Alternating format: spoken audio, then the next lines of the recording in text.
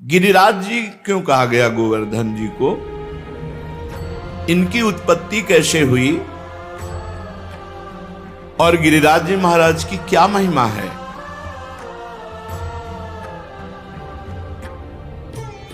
श्री नंद बाबा ने गर्गाचार्य जी को प्रेरित किया महिमा वर्णन करने की। उपनंद आदि बड़े बड़े महापुरुष ये सब बैठ करके गिरिराज महाराज की महिमा सुन रहे हैं। साक्षात परिपूर्णतम भगवान श्री कृष्णचंद्र जो असंख्य ब्रह्मांडों के अधिपति हैं, कर्तुम अकर्तुम अन्यथा कर्तुम सर्व समर्थ हैं। जब पृथ्वी का भार उतारने के लिए स्वयं इस भूतल पर पधारे तो उन जनार्दन ने अपनी प्राण प्रिय प्राण वल्लभा अपनी उपास्य श्री राधा किशोरी से कहा, प्रिय तुम्हें हमारे साथ भूतल में हमारे लिए चलना होगा नवनिवृत्त निकुंज से। किशोरी जी ने कहा, प्राणनाथ आप चलने की बात कैसे सोच सकते हैं? जहां वृंदावन नहीं, जहां यमुना सखी नहीं, जहां गिरिराज गोवर्धन नहीं, वहां मेरा पदार्पण हो ही नहीं सकता। भूतल पर अगर हमारी सखी यमुना जी नहीं, गिरिराज गोवर्धन नहीं, तो प्राणनाथ जहां वृंदावन नहीं वहां राधा किशोरी नहीं जा सकती। श्री लाडली जी की बात सुनकर हरिजू ने मुस्कुरा दिया और कहा, हमने पहले से व्यवस्था की है। मृत्यु लोक में, भारत भूमि में, माथुर मंडल में अपने को ही 84 कोस भूमि में मैंने विस्तार किया है। ये 84 कोस भूमि श्री कृष्ण स्वरूप है। उस 84 कोश भूमि में आपके विलास के लिए, आपकी सेवा के लिए जो जो चाहिए वो हमें पहले से पता है। यमुना जी, गोवर्धन, संपूर्ण आपके सुख के लिए वृंदावन की शोभा भूतल पर उतरेगी। नंद बाबा ने पूछा, क्या पहले से गिरिराज जी महाराज ब्रजभूमि में प्रकट हो गए? तो कहा, नहीं, ये शालमली द्वीप के भीतर द्रोणाचल के गर्भ में उत्पन्न हुए थे। जो द्रोणागिरी है उनके पुत्र हैं गोवर्धन जी महाराज, वहां प्रकाशित हुए थे। जब गिरिराज जी महाराज प्रकट हुए थे तो समस्त देवताओं ने पुष्प वर्षा करके गिरिराज जी महाराज का अभिनंदन वंदन किया शालमली द्वीप द्रोणागिरी पर। हिमालय आदि पर्वतों ने, सुमेरु आदि पर्वतों ने आकर के गिरिराज जी का पूजन किया, प्रणाम किया, परिक्रमा की और विधिवत पूजन करने के बाद समस्त पर्वतों ने हाथ जोड़कर गोवर्धन जी की स्तुति प्रारंभ की। त्वं साक्षात् कृष्णचंदस्य परिपूर्णतमस्य च गोलोके गोगणैर्युक्ते गोपी गोपाल संयुते त्वं हि गोवर्धनो नाम वृंदारण्ये विराजसे त्वन्नो गिरीणां सर्वेषां गिरिराजोऽसि साम्प्रतं नमो वृंदावनांकाय तुभ्यं गोलोकमौलिने पूर्ण ब्रह्म तपत्राय नमो गोवर्धनाय च। समस्त सुमेर, हिमालय आदि बड़े बड़े पर्वतों ने गिरिराज महाराज की स्तुति की। हे गिरिराज, तुम साक्षात परिपूर्णतम भगवान श्री कृष्ण का स्वरूप हो। भगवान श्री कृष्ण की प्राण प्यारी गौओं का समुदाय, गोपाल, गोप सुंदरी गोपियों का समुदाय, ये सब आपकी तलहटी में आनंद प्राप्त करेगा। तुम्हारा नाम गोवर्धन है, तुम वृंदावन में नित्य विराजोगे। इस समय हम समस्त पर्वतराज आपको गिरिराज पदवी प्रदान करते हैं। द्रोणागिरी की गोद में प्रकट हुए गोवर्धन महाराज को गिरिराज पदवी प्रदान की समस्त विश्व के महान महान पर्वतों ने। वृंदावन सच्चिदानंदमय है, गोवर्धन भगवान द्रोणागिरी में विराजमान है। समस्त देवता गिरिराज सुमेरु आदि स्तुति करके गोवर्धन जी महाराज को प्रणाम करके परिक्रमा करके सब अपने अपने स्थान को गए। उसी समय महिमा सुन करके कि द्रोणागिरी पे गोवर्धन जी महाराज प्रकट हुए हैं, बड़े ही तप के धनी पुलस्त ऋषि कौतुकवश दर्शन करने के लिए गिरिराज जी द्रोणागिरी पर पहुंचे। देखा द्रोणाचल की गोद में गौर श्याम वर्ण, गिरिराज जी के शिलाओं में आभा प्रकट होती गौर श्याम। एकाग्रता पूर्वक जब गिरिराज जी की परिक्रमा करो, दूर से देखो तो कुछ शिला में गौर रंग, कुछ शिला में श्याम रंग आपको दिखाई देगा। गोवर्धन भगवान ऐसे माधवी मालती सुंदर सुंदर लताएं गुफाएं, बड़े सुंदर वृक्ष जो मीठे फलों के भार से सुंदर सुंदर सरोवर कुंड झरने, महाराज देखते ही पुलस्त ऋषि लुट गए। ये तो महान तपस्या करने की स्थली है, इनकी कंदराओं में तो बहुत आनंद आएगा ध्यान करने में भगवान का। सैकड़ों शिखर गिरिराज जी महाराज के रत्नमय, विविध रंग बिरंगे धातु, विविध शोभा पुष्पों की, नाना प्रकार के पक्षी खग कोलाहल कर रहे, झरने गिर रहे, मृग और बहुत से बंदर, मयूर, केकिका ध्वनि, बड़ा आनंद गिरिराज महाराज। पुलस्त जी के मन में इच्छा हुई कि ये पर्वत हमारे अधिकार में आना चाहिए। गोवर्धन द्रोणाचल से कहा, द्रोणागिरी मैं तुम्हें आदेश करता हूं अपने पुत्र का मुझे दान करो। द्रोणागिरी के पुत्र हैं गोवर्धन जी महाराज। तुम पर्वतों के स्वामी हो, तुम्हारा बड़े बड़े ऋषि मुनि तपस्या के द्वारा आदर करते हैं, तुम बड़ी औषधियों के पुंज हो, दिव्य औषधियां तुम में प्रकाशित होती हैं। जब लक्ष्मण जी को वीर घातनी शक्ति मेघनाथ ने मारी थी तो यहीं से औषधि, वो हनुमान जी महाराज को लगा कि कौन सी औषधि है, क्योंकि उन्होंने बताया प्रज्वलित तेजोमयी, तो कालने में साफ प्रज्वलित तेजोमय कर दी थी कि हनुमान जी भ्रम में पड़ जाए। लेकिन बुद्धिमान अग्रगण्यम बलवताम वरिष्ठम पूरा द्रोणागिरी उखाड़ लिया, जो मन आवे सो छांट लो औषधि। तुम औषधियों से संपन्न हो। मैं काशी में गिरिराज जी को विराजमान करूंगा, क्योंकि मैं काशी वास करने वाला हूं और मैं याचना ही नहीं कर रहा, आदेश दे रहा हूं। अगर ना तो साफ, मेरा कोई प्रयोजन नहीं है, मैं तपस्या करूंगा गोवर्धन की शोभा देख करके, ऐसा मेरे मन में आया। भगवान विश्वेश्वर की महानगरी परम पवित्र मोक्ष प्रदायिनी काशी में जाकर गिरिराज गोवर्धन को विराजमान करेंगे। जहां पार्श्व में गंगा नदी बह रही, विश्वेश्वर विश्वनाथ भगवान विराजमान है, वहीं गोवर्धन को विराजमान करेंगे।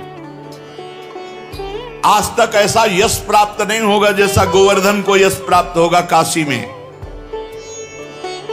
मैं गोवर्धन के ऊपर ऐसी तपस्या करूंगा कि त्रिभुवन गोवर्धन की वंदना करेगा, और मेरी यह अभिलाषा तुम्हें पूर्ण करनी होगी।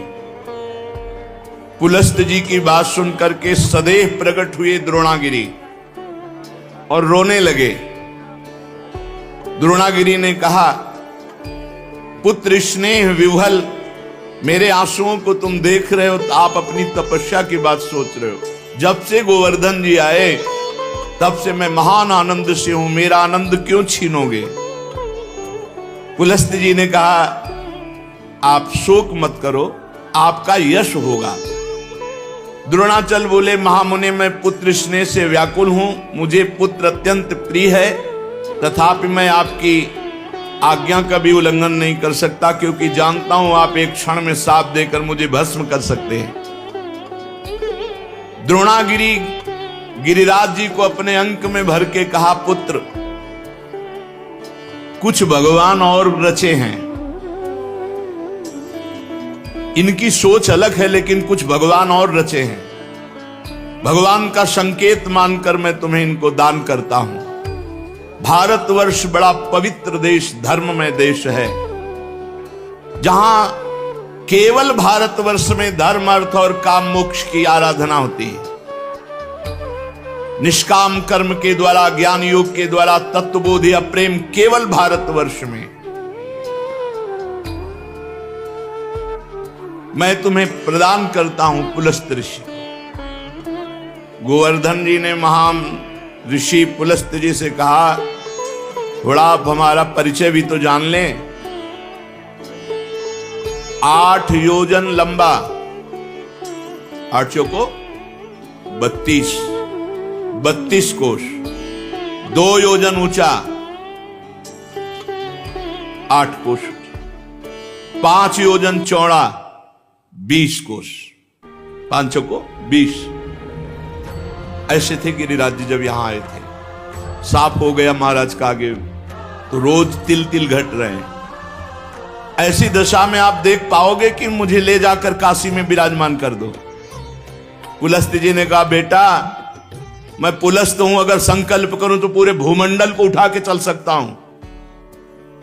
मेरे हाथ पर केवल तुम बैठ जाना, मैं काशी में ही छोड़ूंगा तुम्हें। गोवर्धन ने कहा, फिर एक बार क्या बोल गए आप, सोच लो। एक बार हाथ में आ गया, उतार दिया, तो फिर तुम्हारी सामर्थ्य नहीं होगी कि आप मुझे हिला भी सको। मेरी प्रतिज्ञा और आपकी प्रतिज्ञा एक। आपने कहा मैं यहां से उठाऊंगा और काशी में रखूंगा, और मैं कह रहा हूं अगर बीच में रख दिया तो मैं आपके यहां उठाए फिर नहीं उठूंगा। पुलस्त जी ने बात तय कर ली। शाल्मली द्वीप से लेकर कितने बड़े महान तपस्वी भारतवर्ष के कौशल देश के रास्ते में लिए हुए गिरिराज जी को आ रहे हैं। पर्वत द्रोणागिरी विकल हो गए। गोवर्धन जी ने द्रोणागिरी को प्रणाम किया और कहा, सदैव आपके साथ हमारा नाम, हमारे साथ आपका नाम जुड़ा रहेगा। आंसुओं से अभिषिक्त होकर द्रोणागिरी ने गिरिराज महाराज को विदा किया।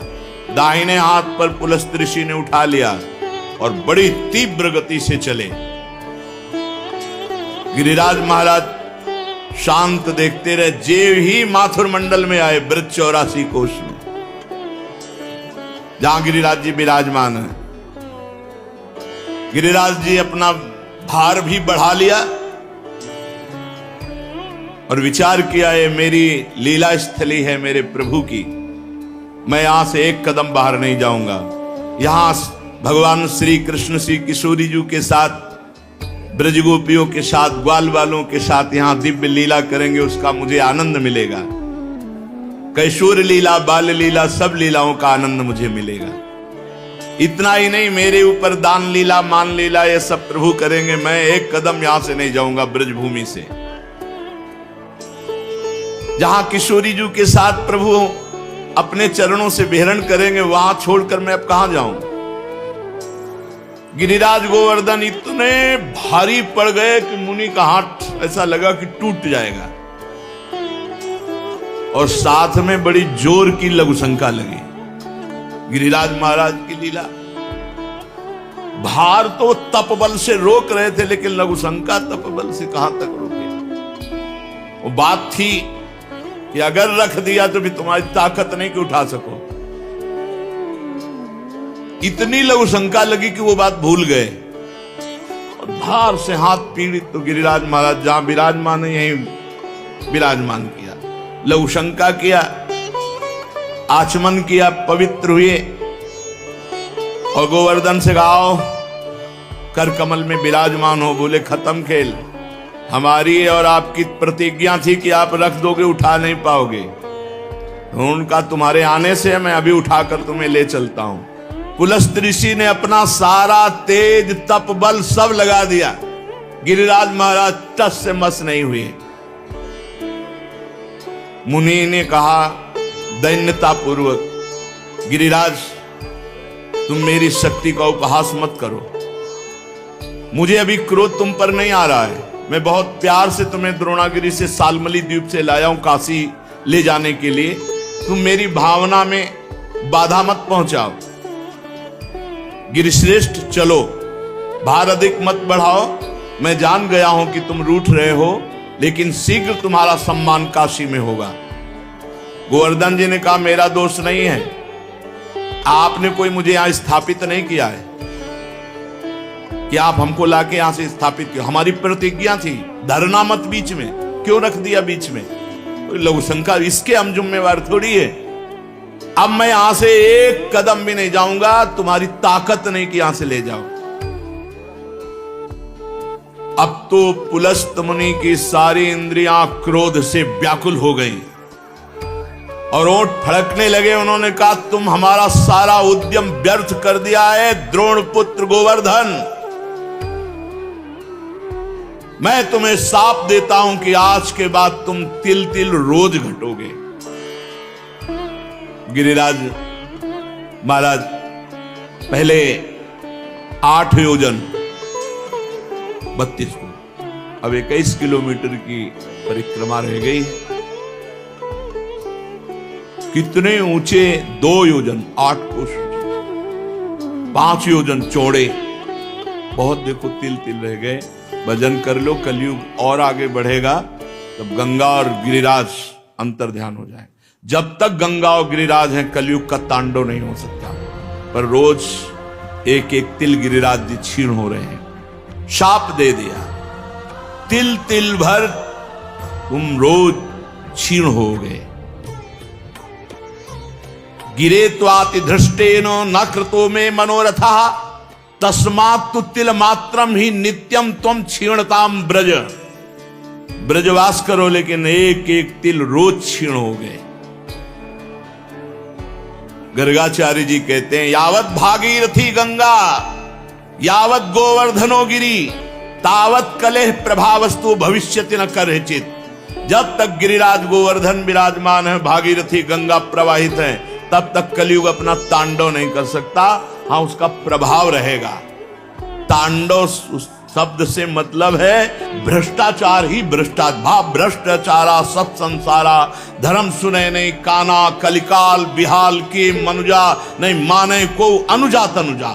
ऐसा भ्रष्ट आचरण, न कहीं स्वाहा न स्वधा न राम न कृष्ण न हरि, अब बिल्कुल भ्रष्टाचार। तब भगवान कल की रूप में आकर दुष्टों का संहार करके फिर नवीन शांति की स्थापना करेंगे। उस दिन से गोवर्धन महाराज ब्रज में भी एक समय की बात है कि गोदावरी तट पर एक ग्राम में एक ब्राह्मण रहता था। तो वो अपना ऋण लेने के लिए, कोई धनी मानी मथुरापुरी में रहते थे, तो यहां आए। वो अपना कार्य पूरा करके जब घर को लौट रहे थे तो रास्ते में गिरिराज गोवर्धन जी मिले। तो ऐसा सुंदर पत्थर का टुकड़ा ऐसे देख करके उनको लगा कि साथ ले जाना चाहिए। एक बात ध्यान रखें, गिरिराज जी को साप मिल गया है इस बात के लिए कि ब्रज से बाहर नहीं जाना चाहते थे। और अगर किसी ने गिरिराज जी को ब्रज से बाहर ले जाने की चेष्टा की तो साप का अधिकारी होगा, अपने आप उसका पतन शुरू हो जाएगा। ये मत सोचो कि गिरिराज जी की शिला की महिमा सुनी तो ले जाकर ब्रजमंडल के बाहर विराजमान कर लें, ये सिद्धांत नहीं है। कुछ लोग कहते हैं कि अगर आप शिला उठाओ तो उसी के बराबर सोना गिरिराज जी को, सोना सुमेरु पर्वत परिक्रमा करके प्रणाम करके गिरिराज पदवी दे गया, उनको सोना चाहिए, उनको ब्रज चाहिए। ब्रज से बाहर ले जाने का कोई सिद्धांत नहीं कि आप सोना चांदी चाहे जितना बराबर रख दो। ऐसा शर्त कर देते तो पुलस्त ऋषि तपस्या से सोने का बना देते गिरिराज जी को। गिरिराज जी की शिला को ब्रजमंडल से बाहर ले जाना घोर अपराध है। ये तुम्हारी भक्ति का बाधन होगा, साधक नहीं होगा। ये मत सोचना कि हम गिरिराज जी की शिला उठाएं, इतनी महिमा सुनी तो बाहर ले जाएं। अपना कार्य पूरा करके वो घर लौटने लगा। तब गोवर्धन की जी के तट पर वो गोल पत्थर बड़ा सुंदर लगा, गिरिराज जी की शिला तो उठा ली। अभी वो ब्रजमंडल में ही था कि एक घोर राक्षस उस पर टूट पड़ा, उस ब्राह्मण पर। उसका मुंह ऐसे नाटा छाती में घुसा हुआ, 3 पैर 6 भुजाएं, बड़ा विकराल ओंठ, ऐसे दांत, मोटी नाक, बदबू आ रही थी। बड़े बड़े दांत बगाड़ कर ब्राह्मण को खाने के लिए। राक्षस बहुत भूखा था, वो दहाड़ता हुआ ब्राह्मण के ऊपर। अब जैसे कोई आक्रमण करे तो अपने पास कुछ होता तो ऐसे करने का। ब्राह्मण के हाथ में गिरिराज शिला थी, सीधे उस राक्षस के ऊपर गिरिराज शिला का प्रहार किया। जो ही गिरिराज शिला स्पर्श हुई, उसका राक्षस शरीर छूटा और श्याम सुंदर रूप अर्थात भगवान के सारूप्य मोक्ष को प्राप्त हुआ। जैसा भगवान श्याम सुंदर का रूप वैसा रूप, विशाल नेत्र, प्रफुल्ल कमल दल के समान बनमाला धारण किए हुए, पीतांबर मुकुट, कानों में कुंडल, एक हाथ में बेंत, ऐसा लग रहा था साक्षात श्याम सुंदर प्रकट हो गए। जब वो दिव्य रूपधारी हो गया और ब्राह्मण देवता के आगे घुटने टेक दिए और कहा, हे ब्राह्मण श्रेष्ठ, तुमने मुझे आज निष्पाप कर दिया। आज तक मैं निष्पाप नहीं हो पाया महामते।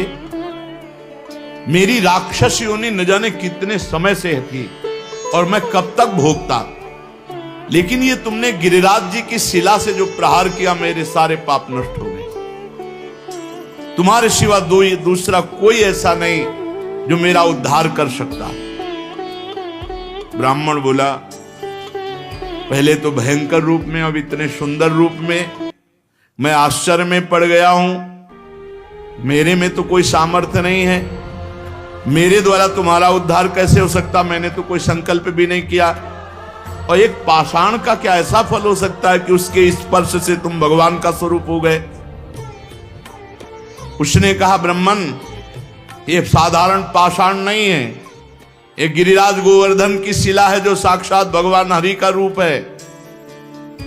अरे इसके दर्शन मात्र से कृतार्थ हो जाए जीव। जो गंधमादन की यात्रा करके बड़ी तपस्या पूर्वक फल की प्राप्ति नहीं की जा सकती, वो गिरिराज जी के दर्शन मात्र से और परिक्रमा से कोटि गुना पुण्य प्राप्त किया जा सकता है। गंधमादन पर्वत पर तपस्या करके जो फल प्राप्त नहीं किया जा सकता, उससे करोड़ गुना फल गिरिराज जी की परिक्रमा, गिरिराज जी के दर्शन से। अब देख लो, राक्षस था, गिरिराज जी के स्पर्श से श्याम सुंदर रूप हो गया। उस जो भगवत स्वरूप बना हुआ है, वो बोला, मलयाचल पर 1 भार स्वर्ण का दान करने से जिस पुण्य फल की प्राप्ति होती है, गिरिराज महाराज में 1 बार लौट जाने से उस फल की प्राप्ति। रज में लौट गए, इस सुख को कौन जाने। वृंदावन के गुणन सुन हित सो रज में लोट, जय सुख को पूजत नहीं मुक्ति आदि सतकोट। ये यहाँ का लाभ है। अरे भाई, रज में लोटो, आचमन करो, बैठ के भजन करो, कीर्तन करो। जो मंगल प्रस्थ पर्वत पर ब्राह्मणों से वेद पाठ करवा करके उनको दक्षिणा दे, भगवान विष्णु के शास्त्र नाम का पाठ करवावे, वो जो फल प्राप्त होता है, वो गिरिराज जी की तलहटी में बैठ के थोड़ी देर नाम कीर्तन करने से प्राप्त हो जाता है। थोड़ी देर भगवान नाम कीर्तन गिरिराज जी की तलहटी में। अरे लाभ लो भाई, ब्रजमंडल में आए हो, जरूर जाना गिरिराज जी। बस नशा वशा गंदी बातें मत करो, उपवास करके दर्शन करो। एक दिन उपवास करके देखो, सारे पाप नष्ट हो जाएंगे। मानसी गंगा में स्नान करो, राधा कुंड आचमन, कृष्ण कुंड आचमन, रज में लोटो परिक्रमा। कितना मंगलमय देश है ब्रज 84 कोस। गिरिराज जी के समान पुण्य प्रदान करने वाला कोई भूमंडल पे दूसरा तीर्थ नहीं है। ऋषभ पर्वत, कूटक पर्वत, कोलक पर्वत, सोने से मढ़ी हुई सींग वाली 1 करोड़ गऊओं का दान करने से जो फल मिलता है, गिरिराज गोवर्धन की संपूर्ण तीर्थ स्थली के दर्शन मात्र से प्राप्त हो जाएगा। जैसे बताए गए जो तीर्थ स्थलियां, इनमें भ्रमण किए, ब्रजवासियों से पूछ ले, वो बता देंगे कि अमुक जगह एक परिक्रमा जो रोड वाली है, उसमें तो आप ज्यादा दर्शन आदि का लाभ नहीं ले सकते, लेकिन अंदर वाली जब परिक्रमा करेंगे और एक ब्रजवासी कोई गाइड करने वाला हो, तो वो सब ये छुपे हुए जो तीर्थ स्थल हैं सबके दर्शन करा देंगे। गोवर्धन पर्वत की यात्रा करने से 1 करोड़ सोने से सींग मढ़ाकर गौ में दान करने का जो फल ऋषभ पर्वत, कूटक पर्वत, कोलक पर्वत पर है, वो गिरिराज जी की यात्रा मात्र से पूर्ण हो जाता है। ऋषिमुख, सहगिरि, देवगिरि की संपूर्ण यात्रा और पृथ्वी की पूरी परिक्रमा करने का जो फल है, उससे करोड़ गुना फल गिरिराज जी की लूट लूट करके प्रदक्षिणा करने से प्राप्त हो जाता है, अर्थात दंडवती परिक्रमा से। भविष्य काल में उसका मंगल नहीं हो सकता जो एक बार गिरिराज जी से प्रीति कर ले। जय गिरिराज महाराज। श्री शैल पर 10,000 वर्ष तक जो तप और यज्ञानुष्ठानों का फल मिलता है, गोवर्धन के पुच्छ कुंड में, जहां अप्सरा कुंड है, उछरी की लोटा के पास स्नान करने से वो फल प्राप्त हो जाता है। जो गोवर्धन पर्वत पर उत्तम ब्रजवासी ब्राह्मणों को पवाकर दान देता है, वह स्वर्ग चाहे तो स्वर्ग, भगवान के वैकुंठ धाम को चाहे तो वैकुंठ धाम की प्राप्ति होती है। धन होए ना, तो ये लाभ लेना चाहिए। भगवान के तीर्थों धामों में जाकर के भूखों को भोजन देना चाहिए, पूज्य जनों को कुछ दक्षिणा भोजन ऐसे करना चाहिए। भगवान दिए हो तो करना चाहिए। यहाँ एक का लाखों भगवान देते हैं, मिलेगा। थोड़ा धैर्य रखो। समय, खेती भी बोई जाती तो अपने समय से फलीभूत होती है। चित्रकूट पर्वत पे रामनवमी के दिन पयस्वनी मंदाकिनी में, बैसाख की तृतीया को पारियात्र पर्वत पर, पूर्णिमा को कुकुराचल पर और द्वादशी को नीलाचल जगन्नाथपुरी में, सप्तमी को इंद्रकील पर्वत पर जो दर्शन करने से पुण्य होता है, परम लाभ होता है,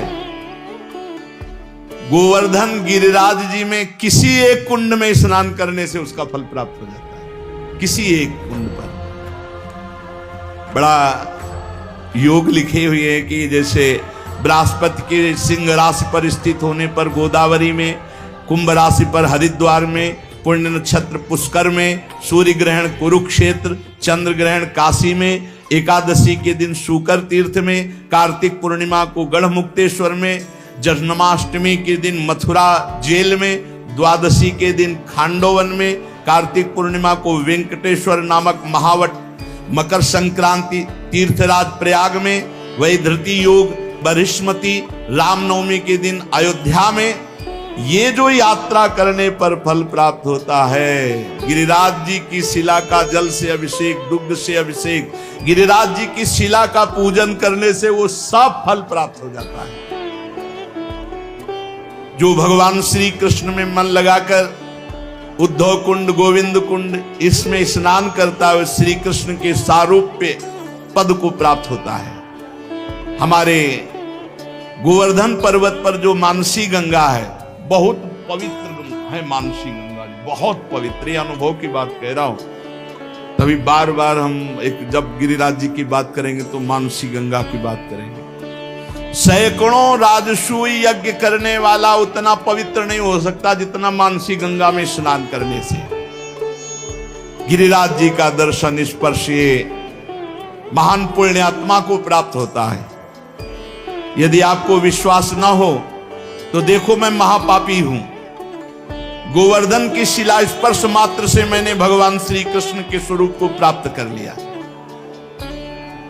उस भगवत स्वरूप की बात सुनकर के ब्राह्मण को बड़ा विस्मय हुआ। गिरिराज जी के प्रभाव को जानकर बार बार पुलकित हुआ। फिर ब्राह्मण ने पूछा, इस समय तुम दिव्य रूप में हो, पहले तो मुझे राक्षस रूप में दिखाई दिए। तो सिद्ध ने कहा, मैं पूर्व जन्म में एक धनी वैश्य था, समर्थ था, खूब धन संपत्ति हमारे पास थी और रूपवान था। तो मैं दूसरी स्त्रियों के साथ व्यभिचार करना, जुआ खेलना, मदिरा पीना, आगे चल करके वैश्यागमन करना और मदिरा में उन्मत्त होकर हिंसा करना, माता पिता पत्नी सबको मारना फटकारना।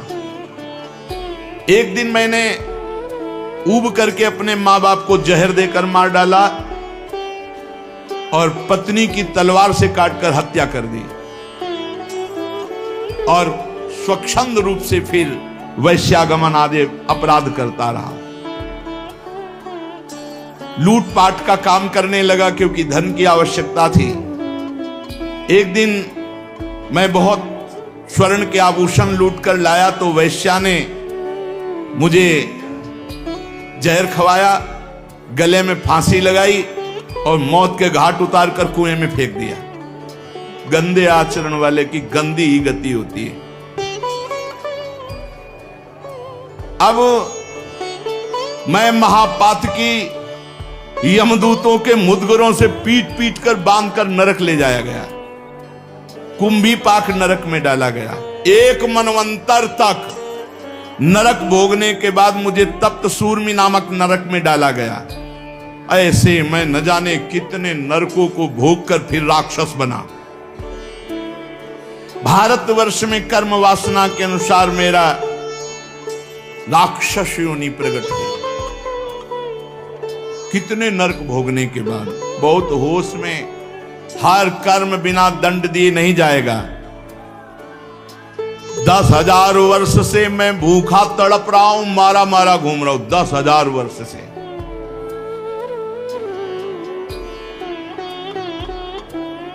यमुना के सुंदर तट पर आज मुझे उद्धार का अवसर मिला। आपने जो गिरिराज जी की शिला मुझे मारी, उससे मैं भगवत स्वरूप हो गया। आज ब्रजभूमि को मैं बार बार नमस्कार करता हूं। जिस ब्रजभूमि में मैं भूखा तड़पता पापी तुम्हें खाने के लिए, लेकिन तुम्हारे द्वारा गिरिराज जी के स्पर्श से साक्षात श्री कृष्ण स्वरूप हो गया हूं। इस प्रकार वार्ता हो ही रही थी कि भगवत धाम से एक विमान उतरा जो सहस्त्रों सूर्यों के समान तेजस्वी था। 10,000 घोड़े जुते हुए थे और महान ध्वनि हो रही थी। उसमें भगवत पार्षद आए और ब्राह्मण के देखते देखते उस सिद्ध को, जो राक्षस था अब भगवत स्वरूप हो गया था, विमान में बैठाला और भगवान के धाम को ले गए। निकुंज विलासी श्री प्रिया प्रीतम की पावन प्रेम स्थली, क्रीड़ा स्थली है। श्री गिरिराज महाराज, नंदगांव, बरसाना, ये सब महान महान तीर्थराज। प्रयाग भी यहाँ आकर अपने पापों का प्रायश्चित करते हैं। जो तीर्थों से पाप इकट्ठा करते हैं उनको यहाँ भस्म करते हैं आकर। इसलिए हम सब सौभाग्यशाली जो हमें ब्रजभूमि में आने को मिला, वास मिला। अब हम अपने जीवन को ऐसी एक धारा में देखो, जो कर्म करोगे उसका आपको फल भोगना पड़ेगा। चरित्र सुन करके भयभीत होना चाहिए और भगवान की शरण में जाना चाहिए और वो उपाय करना चाहिए जिससे हम निष्पाप हो जाएं, हमें दंड भोगने को ना मिले। हमें कम से कम अगला जन्म मिले तो सुअर कुत्ता का ना मिले, फिर मनुष्य जन्म मिले और हम साधना करके भगवान की प्राप्ति करें। मनुष्य जीवन बड़ा दुर्लभ है। दुख की निवृत्ति के लिए कोई भ्रमित मत होना। बार बार आपसे कह रहे हैं, जब तक आप स्वयं अनुष्ठान नहीं करेंगे, स्वयं भजन नहीं करेंगे, तब तक आपके दुख को कोई मिटा नहीं सकता, नहीं मिटा सकता। का हिमवंत मुनीस सुन जो कछु लिखा ले, देव दनुज नर नाग मुनि कौन मेटन हार। बेकार का इधर उधर मत पतो, स्वयं सत्संग सुनो, विवेक के द्वारा अच्छे आचरण करो, नाम कीर्तन करो, भगवान की चर्चा कहो, भगवान की चर्चा सुनो और दूसरे में भगवत भाव करके उनका मंगल सोचो। दूसरों का मंगल सोचने वाला स्वयं मंगलमय हो जाता है और दूसरों का मंगल करने वाला स्वयं अमंगल रूप हो। देखो राक्षस रूप हो गए, माता पिता को मारा, पत्नी को मारा तो घोर राक्षस बने। और मरे कैसे? जहर खवा के गला घोंट के अंधे कुएं में फेंक दिए गए और हजारों वर्ष मनवंतर को मतलब तो बहुत होता है, ऐसे नरकों को भोग कर फिर राक्षस बने। हम लोग ब्रजमंडल में आए, सत्संग सुने, अब हमारा जीवन नीचे नहीं गिरना चाहिए, हमारी उन्नति होनी चाहिए और वो होगी नाम जप से। रज का सेवन करो, चरणामृत पियो, बहुत बड़ी सामर्थ्य रोज चरणामृत पीने में है। अकाल मृत्यु हरणम सर्वव्याधि विनाशनम श्री कृष्ण पादोदकम पीत्वा पुनर्जन्म न विद्यते। खूब चरणामृत पान करके नाम जप करते हुए जीवन सार्थक कर लें।